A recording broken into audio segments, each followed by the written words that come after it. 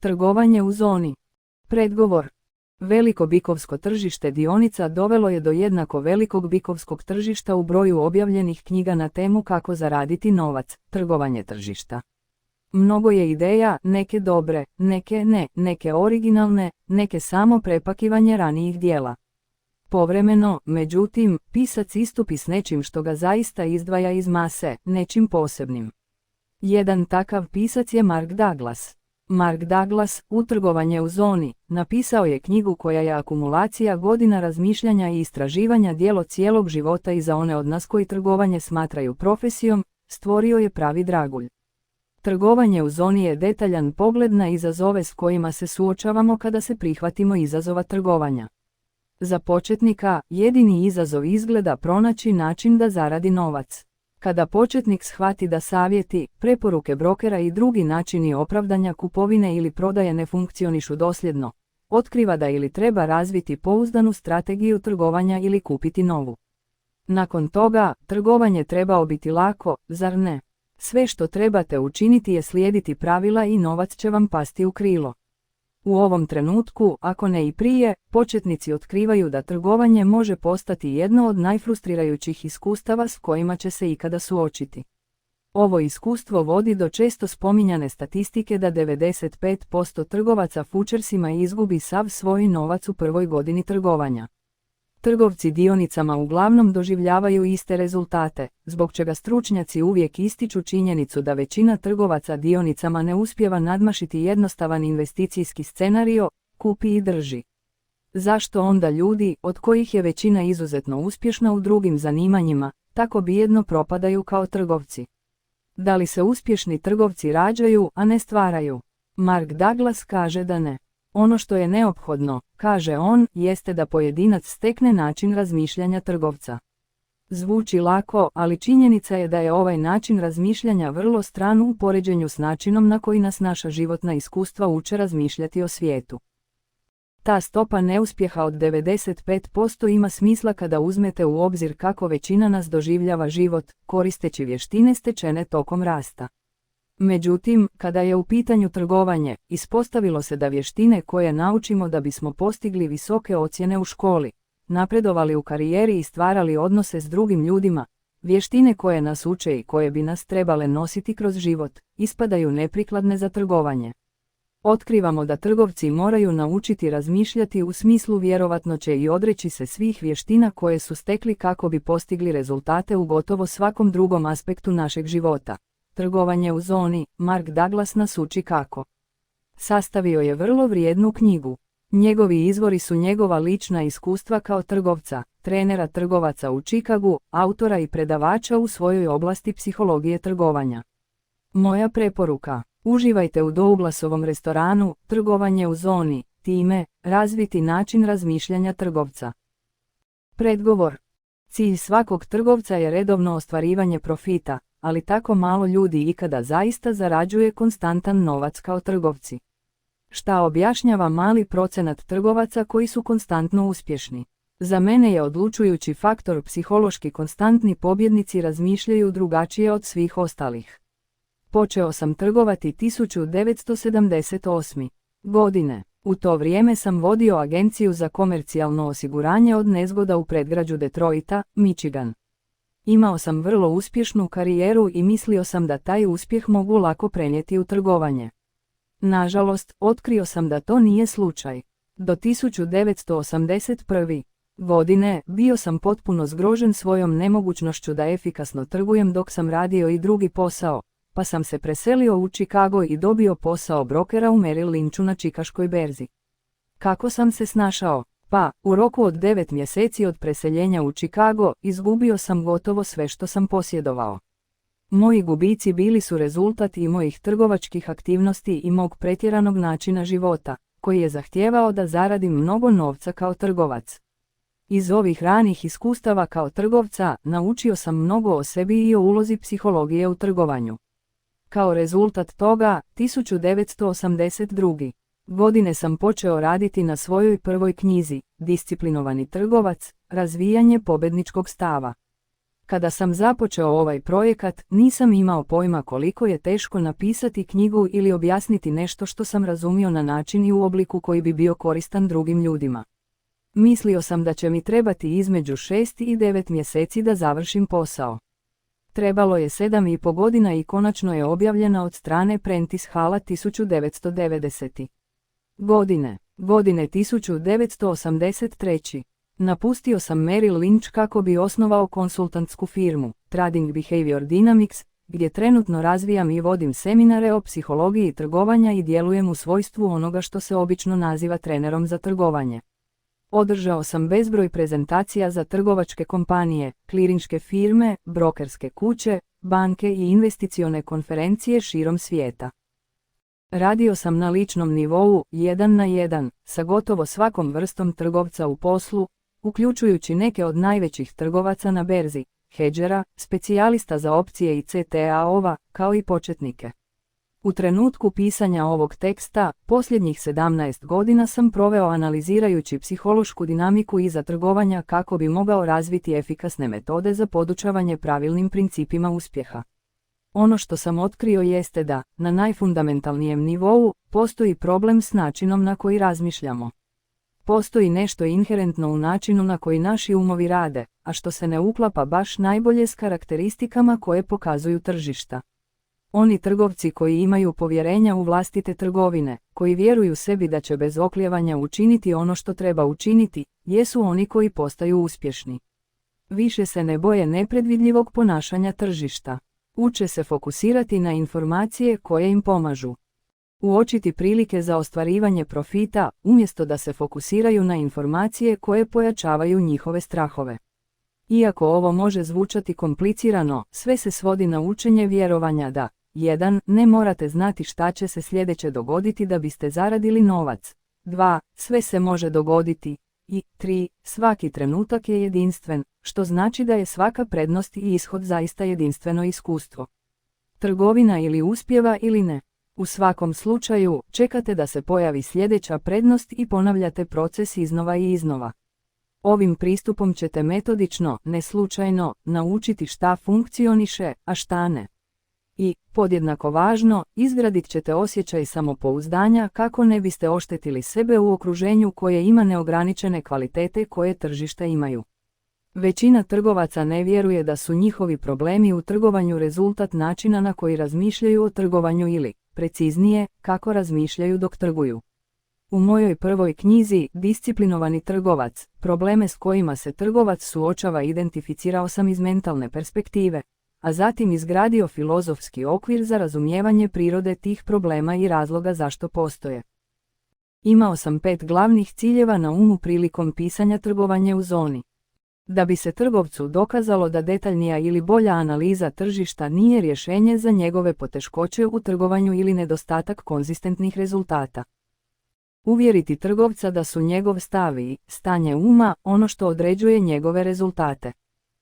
Pružiti trgovcu specifična uvjerenja i stavove koji su neophodni za izgradnju pobjedničkog načina razmišljanja, što znači naučiti razmišljati u vjerovatnoćama. Da se pozabavi mnogim sukobima, kontradikcijama i paradoksima u razmišljanju koji uzrokuju da tipični trgovac pretpostavi da već razmišlja u vjerovatnoćama, kada to zapravo ne čini. Voditi trgovca kroz proces koji integriše ovu strategiju razmišljanja u njegov mentalni sistem na funkcionalnom nivou. Napomena, do nedavno većina trgovaca bili su muškarci, ali priznajem da se sve više žena pridružuje tim redovima. U nastojanju da izbjegnem zabunu i nespretno fraziranje, dosljedno sam koristio zamjenicu on kroz cijelu ovu knjigu prilikom opisivanja trgovaca. To svakako ne odražava nikakvu pristranost s moje strane. Trgovanje u zoni predstavlja ozbiljan psihološki pristup tome kako postati stalan pobjednik u svom trgovanju. Ne nudim sistem trgovanja, više mi zanima da vam pokažem kako razmišljati na način potreban da biste postali profitabilan trgovac. Pretpostavljam da već imate svoj vlastiti sistem, svoju prednost. Morate naučiti vjerovati svojoj prednosti. Prednost znači da postoji veća vjerovatnoća jednog ishoda nego drugog. Što je vaše samopouzdanje veće, lakše će vam biti izvršavati svoje trgovine.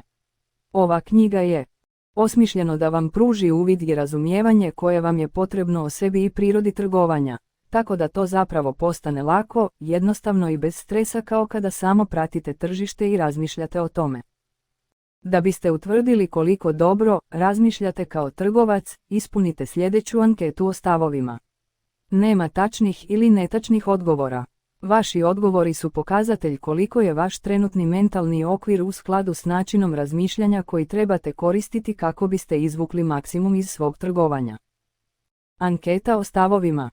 Prvi, da biste zaradili novac kao trgovac, morate znati šta će tržište sljedeće uraditi. Slažem se, ne slažem se. Drugi, ponekad se zateknem kako razmišljam da mora postojati način trgovanja bez pretrpljavanja gubitka. Slažem se, ne slažem se. Treći, zarađivanje novca kao trgovac je prvenstveno funkcija analize. Slažem se, ne slažem se. Četvrti, gubici su neizbježna komponenta trgovanja. Slažem se, ne slažem se. Peti, moj rizik je uvijek definiran prije nego što uđem u trgovinu. Slažem se, ne slažem se.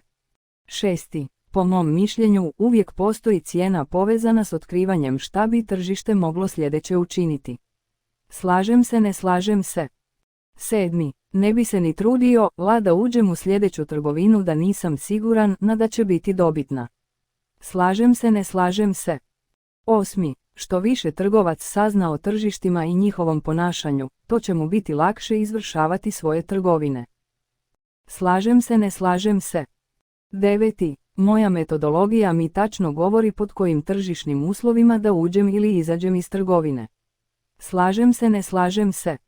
Deseti, čak i kada imam jasan signal da promijenim svoj stav, izuzetno mi je teško to učiniti. Slažem se, ne slažem se. 11. Imam periode konstantnog uspjeha, obično nakon kojih slijede prilično drastična smanjenja mog kapitala. Slažem se, ne slažem se. 12. Kada sam tek počeo trgovati, opisao bi svoju metodologiju trgovanja kao stihinu, što znači da sam imao nešto uspjeha između mnogo problema. Slažem se, ne slažem se. 13. Često imam osjećaj da su tržišta protiv mene lično. Slažem se, ne slažem se. 14. Koliko god pokušavao da pustim, veoma mi je teško da ostavim prošle emocionalne rane iza sebe. Slažem se, ne slažem se. 15. Imam filozofiju upravljanja novcem koja se zasniva na principu da uvijek povučem dio novca s tržišta kada ga tržište učini dostupnim. Slažem se, ne slažem se. 16. Zadatak trgovca je da identifikuje obrasce u ponašanju tržišta koji predstavljaju priliku, a zatim da utvrdi rizik otkrivanja da li će se ovi obrasci odvijati kao što su se odvijali u prošlosti. Slažem se, ne slažem se. 17. Ponekad jednostavno ne mogu a da se ne osjećam kao žrtva tržišta. Slažem se, ne slažem se. 18. Kada trgujem, obično pokušavam ostati fokusiran na jedan vremenski okvir. Slažem se, ne slažem se. 19. Uspješno trgovanje zahtijeva stepen mentalne fleksibilnosti koji daleko prevazilazi mogućnosti većine ljudi. Slažem se, ne slažem se. 20. Postoje trenuci kada definitivno mogu osjetiti tok tržišta, međutim, često imam poteškoća da djelujem na osnovu tih osjećaja. Slažem se, ne slažem se. 21. Mnogo puta sam u profitabilnoj trgovini i znam da je potez u osnovi završen, ali i dalje neću uzeti svoj profit. Slažem se, ne slažem se. 22. Bez obzira na to koliko novca zaradim u nekoj trgovini, rijetko sam zadovoljan i osjećam da sam mogao zaraditi više. Slažem se, ne slažem se. 23. Kada obavljam trade, osjećam da imam pozitivan stav. Predviđam sav novac koji bi mogao zaraditi od trejda na pozitivan način. Slažem se, ne slažem se. 24. Najvažnija komponenta u sposobnosti trgovca da akumulira novac tokom vremena je vjerovanje u vlastitu dosljednost. Slažem se, ne slažem se. 25. Kada biste dobili želju da trenutno steknete jednu trgovačku vještinu, koju biste vještinu odabrali? 26. Često provodim besane noći brinući se o tržištu. Slažem se, ne slažem se. 27. Da li se ikada osjećate primorani da izvršite trgovanje jer se bojite da biste mogli propustiti priliku? Da ne. 28. Iako se to ne dešava baš često, zaista volim da moji trejdovi budu savršeni. Kada napravim savršenu odluku, osjećam se tako dobro da nadoknađuje sve one situacije kada to ne uradim. Slažem se, ne slažem se. 29. Da li se ikada nađete u situaciji da planirate trgovine koje nikada ne izvršite i izvršavate trgovine koje nikada ne izvršite? Planirano. Da ne. 30. U nekoliko rečenica objasnite zašto većina trgovaca ili ne zarađuje novac ili nije u stanju zadržati ono što zaradi. Odložite svoje odgovore sa strane dok čitate ovu knjigu. Nakon što završite posljednje poglavlje, razmišljanje kao trgovac, ponovo uradite anketu o stavovima, ona je ponovo štampana na kraju knjige. Možda ćete se iznenaditi koliko se vaši odgovori razlikuju od prvog puta. ZAHVALE. Posebno bi se želio zahvaliti svim trgovcima koji su kupili potpisani rukopis ograničenog izdanja prvih 7 poglavlja ove knjige. Vaše povratne informacije su mi dale inspiraciju da dodam još 4 poglavlja. Zatim bi želio zahvaliti kolegama trgovcima Robertu St. Johnu, Gregu Bieberu, Larryu Pesaventu i Tedu Hearneu na njihovom prijateljstvu i posebnim načinima na koje je svaki od njih doprinio razvoju ove knjige. Također bi želio zahvaliti svojoj prijateljici Eileen Bruno za uređivanje originalnog rukopisa, te, u Prentice Hallu, Ellen Schneid-Coleman, pomoćnici izdavača, za njen profesionalizam i pomoć u olakšavanju puta do objavljivanja, te Barryu Richardsonu, uredniku za razvoj, za njegovu pomoć u oblikovanju uvoda. Njegovo vrijeme i talenat su izuzetno cijenjeni. Poglavlje 1. Poglavlje 1. Put do uspjeha, FUNDAMENTALNI, tehnički ili mentalna analiza. Na početku, fundamentalna analiza. Ko se sjeća kada se fundamentalna analiza smatrala jedinim pravim ili ispravnim načinom donošenja trgovačkih odluka? Kada sam ja počeo trgovati 1978. godine, tehničku analizu je koristila samo šačica trgovaca, koje je ostatak tržišne zajednice smatrao, u najmanju ruku, ludima. Koliko god je sada teško povjerovati, nije prošlo mnogo vremena kada su Wall Street i većina glavnih fondova i financijskih institucija mislili da je tehnička analiza neka vrsta mističnog hokus pokusa. Sada je, naravno, upravo suprotno tačno. Gotovo svi iskusni trgovci koriste neki oblik tehničke analize kako bi im pomogli u formulisanju svojih strategija trgovanja. Osim nekih malih, izolovanih grupa u akademskoj zajednici, čisto, fundamentalni analitičar je praktično izumro. Šta je uzrokovalo ovu dramatičnu promjenu perspektive? Siguran sam da nikoga ne iznenađuje da je odgovor na ovo pitanje vrlo jednostavan, novac. Problem sa donošenjem odluka o trgovanju iz strogo fundamentalne perspektive je inherentna teškoća dosljednog zarađivanja novca korištenjem ovog pristupa. Za one od vas koji možda nisu upoznati sa fundamentalnom analizom, dozvolite mi da objasnim. Fundamentalna analiza pokušava uzeti u obzir sve varijable koje bi mogle uticati na relativnu ravnotežu ili neravnotežu između ponude i moguće potražnje za bilo kojom određenom dionicom, robom ili financijskim instrumentom. Koristeći prvenstveno matematičke modele koji važe značaj različitih faktora, kamatne stope, bilansi stanja, vremenski obrasci i brojni drugi, analitičar predviđa kakva bi cijena trebala biti u nekom trenutku u budućnosti. Problem s ovim modelima je što oni rijetko, ako ikada, uzimaju u obzir druge trgovce kao varijable. Ljudi, izražavajući svoja uvjerenja i očekivanja o budućnosti, pokreću cijene, a ne modeli.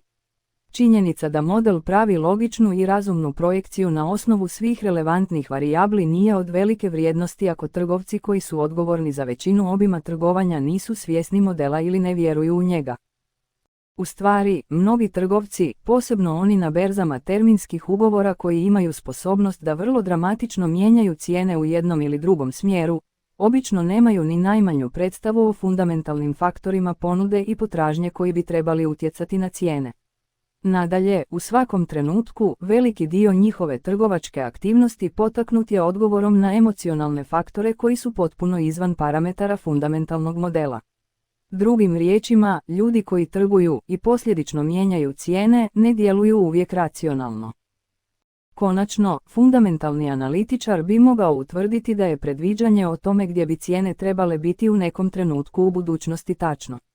Ali u međuvremenu, kretanje cijena može biti toliko nestabilno da bi bilo vrlo teško, ako ne i nemoguće, ostati u trgovini kako bi se ostvario cilj. Prelaz na tehničku analizu. Tehnička analiza postoji otkad postoje organizirana tržišta u obliku berzi. Ali trgovačka zajednica nije prihvatila tehničku analizu kao održiv alat za zarađivanje novca sve do kasnih 1970-ih ili ranih 1980-ih. Evo šta je tehnički analitičar znao, a što je trebalo generacijama da shvati glavna tržišna zajednica. Konačan broj trgovaca učestvuje na tržištima bilo kojeg dana, sedmice ili mjeseca. Mnogi od ovih trgovaca rade iste stvari iznova i iznova u svom pokušaju da zarade novac. Drugim riječima, pojedinci razvijaju obrasce ponašanja, a grupa pojedinaca, koji međusobno komuniciraju na dosljednoj osnovi, formira kolektivne obrasce ponašanja. Ovi obrasci ponašanja su uočljivi i kvantificirani, te se ponavljaju sa statističkom pouzdanošću. Tehnička analiza je metoda koja organizira ovo kolektivno ponašanje u prepoznatljive obrasce koji mogu dati jasnu indikaciju kada postoji veća vjerovatnoća da će se jedna stvar dogoditi u odnosu na drugu.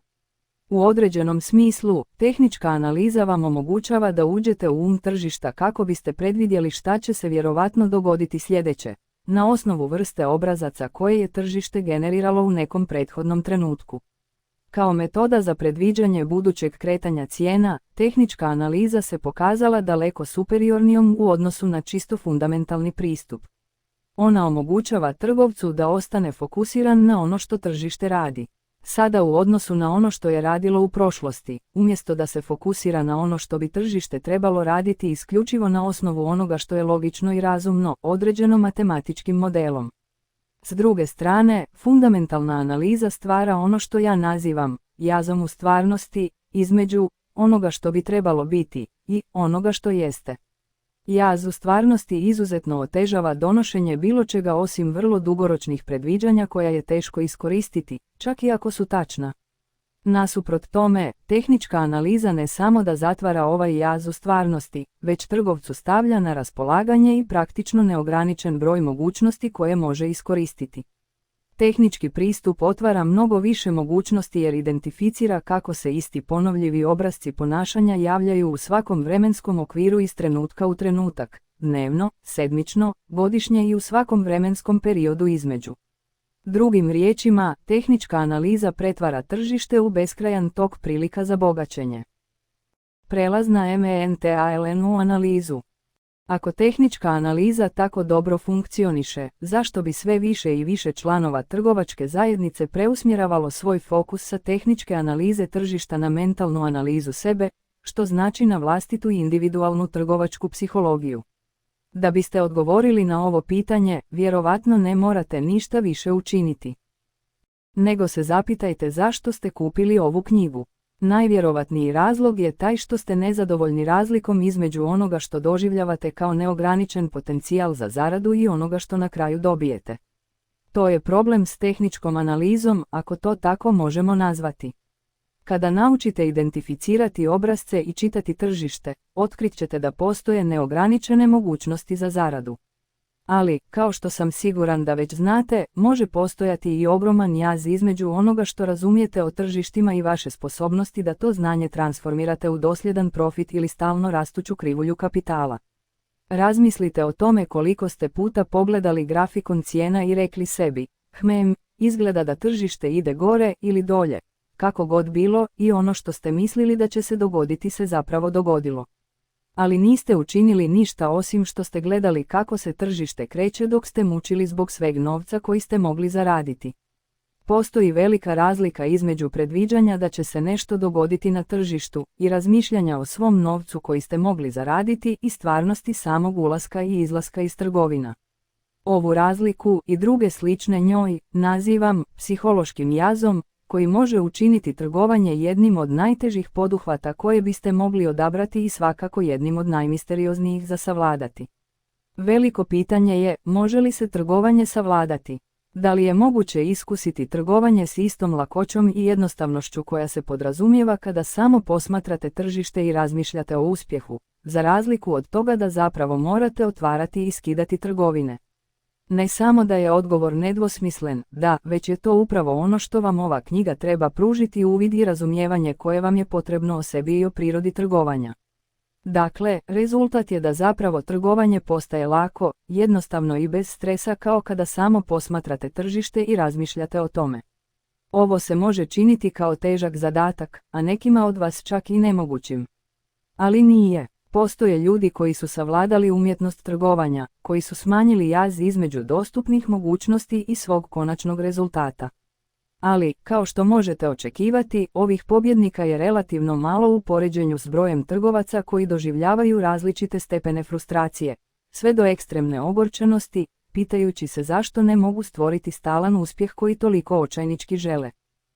U stvari, razlike između ove dvije grupe trgovaca, onih koji ostvaruju konstantne dobitke i svih ostalih, analogne su razlikama između zemlje i mjeseca. Zemlja i mjesec su nebeska tijela koja postoje u istom sunčevom sistemu, tako da imaju nešto zajedničko. Ali su po prirodi i karakteristikama različiti kao noć i dan. S druge strane, svako ko obavi trgovinu može tvrditi da je trgovac, ali kada uporedite karakteristike šačice onih koji ostvaruju konstantne dobitke sa karakteristikama većine drugih trgovaca, otkrit ćete da su i oni različiti kao noć i dan. Ako odlazak na mjesec predstavlja stalan uspjeh kao trgovca, možemo reći da je dolazak na mjesec moguć. Putovanje je izuzetno teško i samo je nekolicina ljudi uspjela. Iz naše perspektive ovdje na zemlji, mjesec je obično vidljiv svake noći i čini se tako blizu da bismo mogli. Samo pruži ruku i dodirni ga. Uspješno trgovanje se osjeća na isti način. Bilo kojeg dana, sedmice ili mjeseca, tržišta stavljaju na raspolaganje ogromne količine novca svakome ko ima sposobnost da izvrši trgovinu. Budući da su tržišta u stalnom kretanju, ovaj novac također stalno teče, što mogućnosti za uspjeh znatno povećava i čini se da su vam nadohvat ruke. Koristim riječ na izgled da bi napravio važnu razliku između dvije grupe trgovaca. Za one koji su naučili kako biti dosljedni ili su probili ono što ja nazivam pragom dosljednosti, novac nije samo nadohvat ruke, oni ga praktično mogu uzeti po volji. Siguran sam da će neki ovu izjavu smatrati šokantnom ili teškom za povjerovati, ali je istinita. Postoje neka ograničenja, ali uglavnom, novac se slijeva na račune ovih trgovaca s takvom lakoćom i bez napora da to doslovno zapanjuje većinu ljudi. Međutim, za trgovce koji se nisu razvili u ovu odabranu grupu, riječ, na izgled, znači upravo ono što implicira. Čini se kao da je dosljednost ili krajnji uspjeh koji žele, na dohvat ruke, ili, na dohvat ruke, neposredno prije nego što im isklizne ili ispari pred očima, iznova i iznova. Jedina stvar u vezi s trgovanjem koja je konzistentna s ovom grupom je emocionalna bol. Da, oni svakako imaju trenutke ušićenja, ali nije pretjerano reći da su većinu vremena u stanju straha, ljutnje, frustracije, tjeskobe, razočaranja, izdaje i žaljenja. Dakle, šta razdvaja ove dvije grupe trgovaca? Je li to inteligencija? Jesu li dosljedni pobjednici jednostavno pametniji od svih ostalih? Da li rade više? Jesu li bolji analitičari ili imaju pristup boljim sistemima trgovanja? Da li posjeduju urođene karakteristike ličnosti koje im olakšavaju suočavanje s intenzivnim pritiscima trgovanja? Sve ove mogućnosti zvuče prilično uvjerljivo, osim kada se uzme u obzir da većinu neuspjeha u trgovačkoj industriji čine i neki od najbistrijih i najuspješnijih ljudi u društvu. Najveću grupu stalnih gubitnika čine prvenstveno doktori, advokati, inženjeri, naučnici, generalni direktori, bogati penzioneri i preduzetnici. Nadalje, većina najboljih tržišnih analitičara u industriji su najgori trgovci koje možete zamisliti. Inteligencija i dobra analiza tržišta svakako mogu doprinijeti uspjehu, ali nisu ključni faktori koji odvajaju stalne pobjednike od svih ostalih. Pa, ako to nije inteligencija ili bolja analiza, šta bi to onda moglo biti? Nakon što sam radio s nekim od najboljih i nekim od najgorih trgovaca u industriji, i nakon što sam pomogao nekima od najgorih da postanu među najboljima, mogu bez sumnje reći da postoje specifični razlozi zašto najbolji trgovci konstantno nadmašuju sve ostale. Kad bi morao sve razloge svestiti na jedan, jednostavno bi rekao da najbolji trgovci razmišljaju drugačije od ostalih. Znam da to ne zvuči baš dubokumno, ali ima duboke implikacije ako uzmete u obzir šta znači razmišljati drugačije. U većoj ili manjoj mjeri, svi mi razmišljamo drugačije od svih ostalih. Možda nismo uvijek svjesni ove činjenice, čini se prirodnim pretpostaviti da drugi ljudi dijele naše percepcije i tumačenja događaja. U stvari, ova pretpostavka i dalje izgleda validna sve dok se ne nađemo u osnovnoj, fundamentalnoj situaciji. Neslaganje s nekim oko nečega što smo oboje iskusili. Osim naših fizičkih karakteristika, način na koji razmišljamo je ono što nas čini jedinstvenima, vjerovatno čak i jedinstvenijima od naših fizičkih karakteristika. Vratimo se na trgovce. Šta je drugačije u načinu na koji razmišljaju najbolji trgovci u odnosu na način na koji razmišljaju oni koji se još uvijek bore? Iako se tržišta mogu opisati kao arena beskrajnih mogućnosti, ona istovremeno suočavaju pojedinca s nekim od najdugotrajnijih, nepovoljnih psiholoških stanja kojima se možete izložiti. U nekom trenutku, svako ko trguje nauči nešto o tržištima što će ukazati na to kada postoje prilike. Ali učenje kako prepoznati priliku za kupovinu ili prodaju ne znači da ste naučili razmišljati kao trgovac. Karakteristična odlika koja razlikuje dosljedne pobjednike od svih ostalih je sljedeća. Pobjednici su stekli način razmišljanja, jedinstven skup stavova koji im omogućava da ostanu disciplinovani, fokusirani i, prije svega, samouvjereni uprkos nepovoljnim uslovima. Kao rezultat toga, više nisu podložni uobičajenim strahovima i greškama u trgovanju koje muče sve ostale. Svi koji trguju na kraju nešto nauče o tržištima, vrlo malo ljudi koji trguju ikada nauči stavove koji su apsolutno neophodni da bi postali dosljedni pobjednici. Baš kao što ljudi mogu naučiti da usavrše pravilnu tehniku zamaha golf palicom ili teniskim reketom, njihova dosljednost ili nedostatak iste, bez sumnje će proizaći iz njihovog stava. Trgovci koji pređu prag dosljednosti obično doživljavaju mnogo bola, i emocionalnog i financijskog, prije nego što steknu stav koji im omogućava da efikasno funkcionišu u tržišnom okruženju. Rijetki izuzeci su obično oni koji su rođeni u uspješnim trgovačkim porodicama ili koji su započeli svoju trgovačku karijeru pod vodstvom nekoga ko je razumio pravu prirodu trgovanja i, što je podjednako važno, znao kako da ga podučava. Zašto su emocionalna bol i financijska katastrofa česti među trgovcima? Jednostavan odgovor je da većina nas nije imala dovoljno sreće da započne svoju trgovačku karijeru s odgovarajućim vodstvom. Međutim, razlozi idu mnogo dublje od ovoga. Posljednjih 17 godina proveo sam analizirajući psihološku dinamiku iza trgovanja kako bi mogao razviti efikasne metode za podučavanje principa uspjeha. Ono što sam otkrio jeste da je trgovanje prepuno paradoksa i kontradikcija u razmišljanju koje izuzetno otežavaju učenje kako biti uspješan. U stvari, ako bi morao odabrati jednu riječ koja sažima prirodu trgovanja, to bi bio paradoks. Prema rječniku, paradoks je nešto što izgleda kao da ima kontradiktorne kvalitete ili je suprotno opće prihvaćenom vjerovanju ili onome što ljudima općenito ima smisla. Financijske i emocionalne katastrofe su česte među trgovcima jer mnoge perspektive, stavovi i principi koji bi inače imali savršenog smisla i dobro funkcionisali u našem svakodnevnom životu imaju suprotan efekat u trgovačkom okruženju. Oni jednostavno ne funkcionišu. Ne znajući to, većina trgovaca započinje svoju karijeru sa fundamentalnim nedostatkom razumijevanja šta znači biti trgovac, koje su vještine uključene i do koje dubine te vještine treba razviti. Evo odličnog primjera onoga o čemu govorim, trgovanje je inherentno rizično. Koliko ja znam, nijedna trgovina nema zagarantovan ishod, stoga je uvijek prisutna mogućnost da pogriješite i izgubite novac. Dakle, kada otvarate trgovinu, možete li se smatrati osobom koja preuzima rizik? Čak i ako ovo može. Zvuči kao trik pitanje, nije. Logičan odgovor na pitanje je, nedvosmisleno, da. Ako se bavim aktivnošću koja je sama po sebi rizična, onda moram biti osoba sklona riziku. Ovo je sasvim razumna pretpostavka za svakog trgovca. U stvari, ne samo da gotovo svi trgovci pretpostavljaju ovo, već se većina trgovaca ponosi time što sebe smatraju onima koji preuzimaju rizik. Problem je u tome što ova pretpostavka ne može biti dalje od istine. Naravno, svaki trgovac preuzima rizik kada otvara trgovinu, ali to ne znači da i vi shodno tome prihvatate taj rizik. Drugim riječima, sve trgovine su rizične jer su ishodi vjerovatni nezagarantovani. Ali da li većina trgovaca zaista vjeruje da preuzima rizik kada otvara trgovinu? Da li su zaista prihvatili da trgovina ima nezagarantovan, vjerovatan ishod? Nadalje, da li su u potpunosti prihvatili moguće posljedice? Odgovor je nedvosmisleno ne. Većina trgovaca nema apsolutno nikakvu predstavu o tome šta znači biti sklon riziku na način na koji uspješan trgovac razmišlja o riziku.